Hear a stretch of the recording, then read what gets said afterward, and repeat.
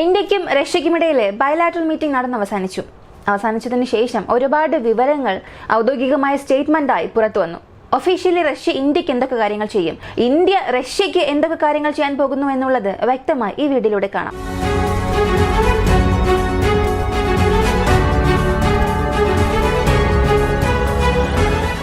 ആദ്യമായി ഇന്ത്യക്കാരെ റഷ്യൻ സൈന്യത്തിൽ ചേർത്ത് യുദ്ധം ചെയ്യിപ്പിക്കുന്നു എന്ന കാര്യം നമുക്കറിയാം. അതേക്കുറിച്ച് ആദ്യം പറയാം.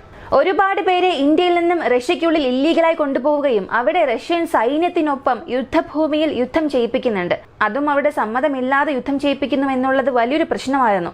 ഇതിനെക്കുറിച്ച് നമ്മുടെ പ്രൈം മിനിസ്റ്ററും വ്ളാഡിമിർ പുടിനും നേരിട്ടിരുന്ന് ചർച്ച ചെയ്തു. ഇതിന്റെ ഒഫീഷ്യൽ സ്റ്റേറ്റ്മെന്റ് റഷ്യ പുറത്തുവിട്ടു. അതനുസരിച്ച് ഏതൊരു ഇന്ത്യൻസിനെയും കൊണ്ടുവന്ന് ബാറ്റിൽ ഫീൽഡിൽ യുദ്ധം ചെയ്യിപ്പിക്കുക എന്നുള്ളത് ഞങ്ങളുടെ ആഗ്രഹമല്ല. ഇപ്പോൾ യുദ്ധം ചെയ്യുന്നവരുടെ എണ്ണം പോലും വളരെ കുറവാണ്. ഞങ്ങൾ അറിഞ്ഞുകൊണ്ട് ഇത് ചെയ്യണമെന്നുള്ള ആവശ്യമേ ഇല്ല എന്ന് ആദ്യം അവർ പറഞ്ഞു. അടുത്ത് പറഞ്ഞത്, ചിലരുടെ പണത്തോടുള്ള അത്യാഗ്രഹം കാരണമാണ് ഇങ്ങനെയുള്ള വ്യക്തികളെ റഷ്യയ്ക്കുള്ളിലേക്ക് കൊണ്ടുവന്ന്, ഉദ്ദേശിക്കുന്നത് ഏജൻസിയാണ്, ഏജൻസി വഴി ഇല്ലീഗലായി കൊണ്ടുവന്ന് റഷ്യയ്ക്കുള്ളിൽ യുദ്ധം ചെയ്യിപ്പിക്കുന്നു. ഇന്ത്യയിൽ നിന്ന് റഷ്യയിലേക്ക് ഒരു സെക്യൂരിറ്റി ജോബ് അല്ലെങ്കിൽ മറ്റേതെങ്കിലും ജോലിയാണെന്ന് കള്ളം പറഞ്ഞ് ഇങ്ങോട്ടേക്ക് കൊണ്ടുവരികയും അവിടെ നിന്ന് ബാറ്റിൽ ഫീൽഡിലേക്ക് അയക്കുകയും ചെയ്യുന്നുവെന്നാണ് പറഞ്ഞത്. ഇപ്പോൾ ഈ സ്ഥലത്ത് ഒരു കാര്യം ശ്രദ്ധിക്കാം. അതെങ്ങനെയാണ് സാധാരണ ഒരു വ്യക്തിയെ, ഏതെങ്കിലും ഒരു ജോലിക്ക് കൊണ്ടുവരുന്ന ഒരു വ്യക്തിയെ കയ്യിൽ തോക്ക് കൊടുത്ത് ബാറ്റിൽ ഫീൽഡിലേക്ക് അയക്കാൻ സാധിക്കുമോ? ഒരു സൈനികൻ എന്ന് പറയുമ്പോൾ പ്രോപ്പറായിട്ടുള്ള ട്രെയിനിങ് വേണമല്ലോ, ഒരു ക്വാളിറ്റി വേണമല്ലോ. ആരെങ്കിലും കൊണ്ടുവന്ന് യുദ്ധഭൂമിയിൽ നിർത്താൻ സാധിക്കുമോ എന്ന് ചോദിച്ചാൽ അവിടെയാണ് ഒരു പ്രധാനപ്പെട്ട കാര്യം ശ്രദ്ധിക്കേണ്ടത്. ഒരു യുദ്ധഭൂമിയിൽ കയ്യിൽ തോക്കുമായി യുദ്ധം ചെയ്യുന്നവർ മാത്രമാണോ ആവശ്യമെന്ന് ചോദിച്ചാൽ ഇല്ല, അതിനപ്പുറം ഒരുപാട് പേർ ആവശ്യമാണ്. ലോജിസ്റ്റിക് സപ്പോർട്ട് ആയാലും കൺസ്ട്രക്ഷൻ വർക്ക് ആയാലും. ഉദാഹരണത്തിന് റഷ്യ ഉക്രൈൻ യുദ്ധത്തിൽ സഫ്രോഷ്യ റീജിയനിൽ ഒരുപാട് ട്രെഞ്ച് നെറ്റ്വർക്ക് ഉണ്ടെന്ന് നമുക്കറിയാം. ഈ ട്രെഞ്ചസ് എല്ലാം ഉക്രൈൻ അവരുടെ സൈനികരെ ഉപയോഗിച്ചാണ് പണിയുന്നത്. മൺവെട്ടി ഉപയോഗിച്ച് അവർ തന്നെ കുഴിയെടുക്കും. എന്നാൽ റഷ്യ ചെയ്യുന്ന ഒരു വ്യത്യസ്തമായ കാര്യം, ഈ ട്രെഞ്ച് നെറ്റ്വർക്ക് എല്ലാം കൺസ്ട്രക്ഷൻ വർക്കേഴ്സിനെ വിളിച്ചുകൊണ്ടുവന്ന് പ്രൊഫഷണലായി പണിയും. അതിനായി സൈനികരെ ഉപയോഗിച്ചിട്ടില്ല. സൈനികർ വസ്ത്രം ധരിച്ച കൺസ്ട്രക്ഷൻ വർക്കേഴ്സ് ആണ് ഇങ്ങോട്ടേക്ക് വന്ന് ട്രെഞ്ച് നെറ്റ്വർക്ക് എല്ലാം പണിത് അവസാനിപ്പിച്ചിട്ട് ആ ടാങ്കിന് ആവശ്യമായ ഡിഫൻസീവ് ലൈൻ, ഡ്രാഗൺ ടീത്ത് എന്ന് പറയും, ഇവയെല്ലാം വച്ചത് ഈ കൺസ്ട്രക്ഷൻ വർക്കേഴ്സ് ആണ്.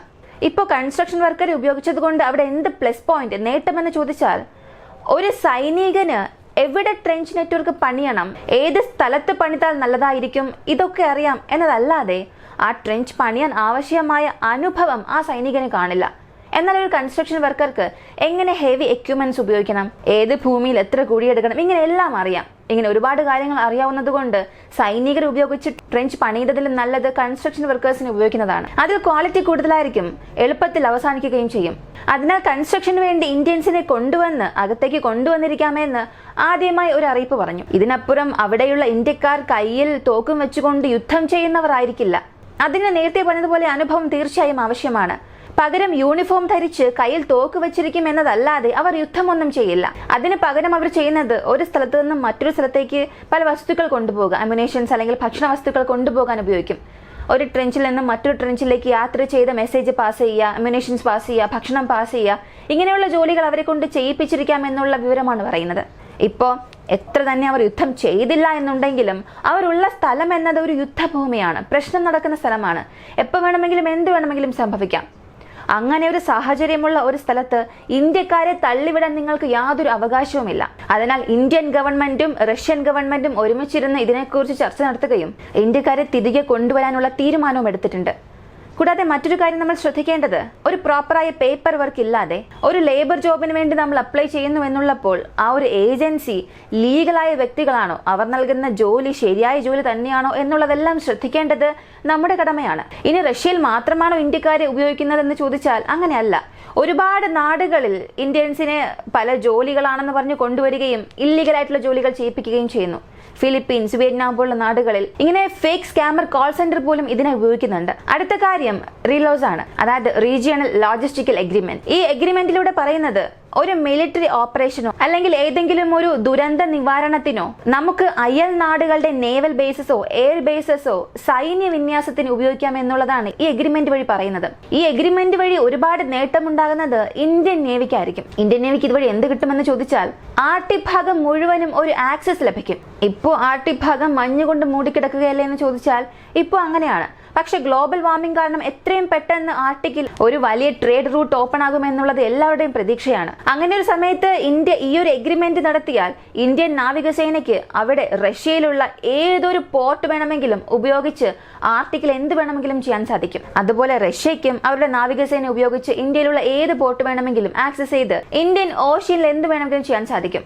അങ്ങനെയാണെങ്കിൽ ഈ രണ്ട് കൺട്രിക്കും ഈ രണ്ട് റീജിയണിൽ ഒരു ആക്സസ് കിട്ടുന്നു, അതും അൺറെസ്ട്രിക്റ്റഡ് ആയിട്ടുള്ള ഒരു ആക്സസ് കിട്ടുന്നു. ഇതാണ് ഈ എഗ്രിമെന്റിന്റെ വളരെ പ്രധാനപ്പെട്ട ഒരു കാര്യം. ഇതുപോലൊരു എഗ്രിമെന്റ് നമ്മൾ അമേരിക്കയുമായും ചെയ്തിട്ടുണ്ട്. ആ എഗ്രിമെന്റ് അനുസരിച്ച് ഹവായിൽ നമ്മുടെ 2 ഓഫീസേഴ്സിനെ സ്റ്റേഷൻ ചെയ്തിട്ടുണ്ട്.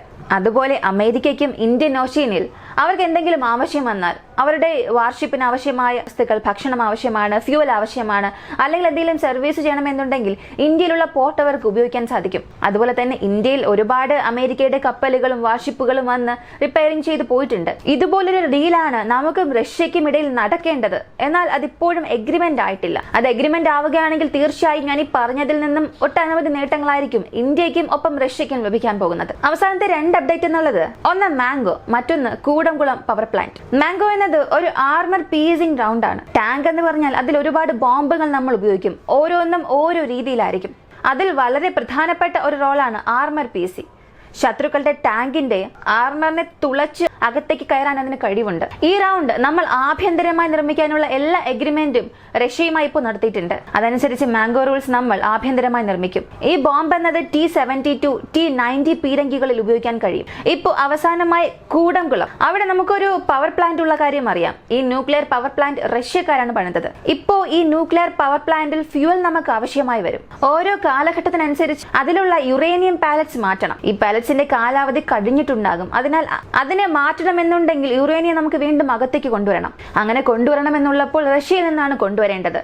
ഇതിൽ ഒരു എഗ്രിമെന്റ് നമുക്കിടയിൽ നടന്നു. ഈ എഗ്രിമെന്റ് അനുസരിച്ച് ലോങ് ടേമിന് യുറേനിയം ഏതൊരു തടസ്സവുമില്ലാതെ റഷ്യയിൽ നിന്നും ഇന്ത്യയിലേക്ക് കൊണ്ടുവരാം. ഇതൊരു പ്രധാനപ്പെട്ട ഡീലാണ്. ലോങ് ടേം എന്ന് പറയുമ്പോൾ അത് എത്ര വർഷം എന്നുള്ള കണക്ക് കിട്ടിയിട്ടില്ല. ഒരു 5-10 വർഷം എന്നുണ്ടാകും. അതുവരെയും യാതൊരു പ്രശ്നവുമില്ലാതെ ന്യൂക്ലിയർ പവർ പ്ലാന്റിനായിട്ടുള്ള യുറേനിയം റഷ്യയിൽ നിന്നും യാതൊരു തടസ്സവുമില്ലാതെ ഇന്ത്യയിലേക്ക് വന്നുകൊണ്ടിരിക്കും. ഇങ്ങനെയുള്ള ചില പ്രധാനപ്പെട്ട ഡീലിംഗ്സ് നമുക്കും റഷ്യയ്ക്കും ഇടയിൽ നടന്നു. ഇതിനപ്പുറം മറ്റു പല കാര്യങ്ങളും, പ്രധാനപ്പെട്ട കാര്യങ്ങൾ ഇന്ത്യക്കും റഷ്യയ്ക്കും ഇടയിൽ ചർച്ച നടന്നിട്ടുണ്ട്. അതൊന്നും ഇതുവരെയും പുറത്തു വന്നിട്ടില്ല. വരും ദിവസങ്ങളിൽ ഓരോ സാഹചര്യത്തിനനുസരിച്ചായിരിക്കും അവർ അതെല്ലാം പുറത്തുവിടുന്നത്. ഈ ഒരു വീഡിയോയെ കുറിച്ചുള്ള നിങ്ങളുടെ അഭിപ്രായം എന്താണ്? റഷ്യയും ഇന്ത്യയും തമ്മിലുള്ള ഈ ഒരു ബന്ധത്തെക്കുറിച്ചുള്ള നിങ്ങളുടെ അഭിപ്രായം കമന്റിൽ പറയുക. ഇവരിഷ്ടമായ ലൈക്ക് ചെയ്യുക, ഷെയർ ചെയ്യുക.